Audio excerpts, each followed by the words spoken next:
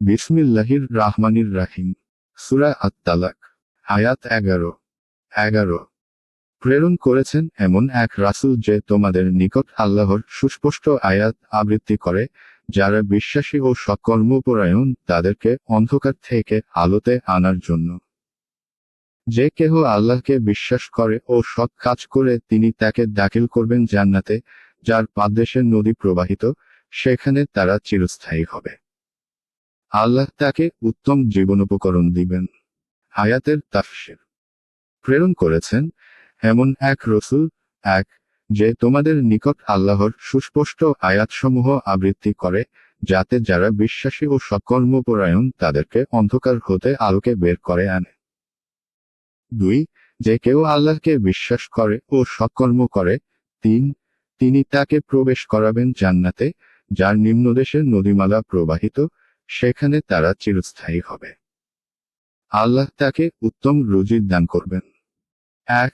শব্দটি শব্দের বদল বা তার পরিবর্তন স্বরূপ ব্যবহার হয়েছে। মুবালাগা তথা আধিক্য বোঝানোর জন্য রসূলকে জিকর, উপদেশ বলে আখ্যায়িত করা হয়েছে।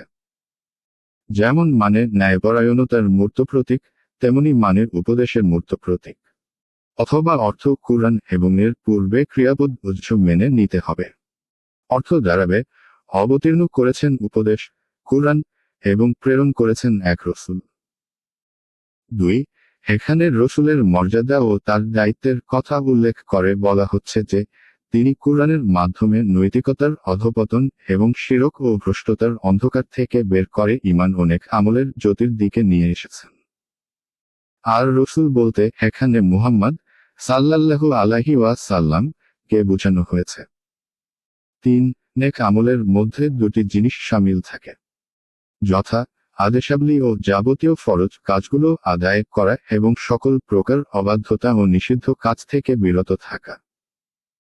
অর্থাৎ জান্নাতে কেবল সেই ঈমানদাররাই প্রবেশ করবেন, যারা শুধুমাত্র মৌখিকভাবেই ঈমানের দাবি করেননি, বরং তারা ঈমানের দাবিসমূহ অনুযায়ী ফরজ কাজগুলো আদায় করেছেন এবং নিষিদ্ধ কাজ থেকে বিরত থেকেছেন।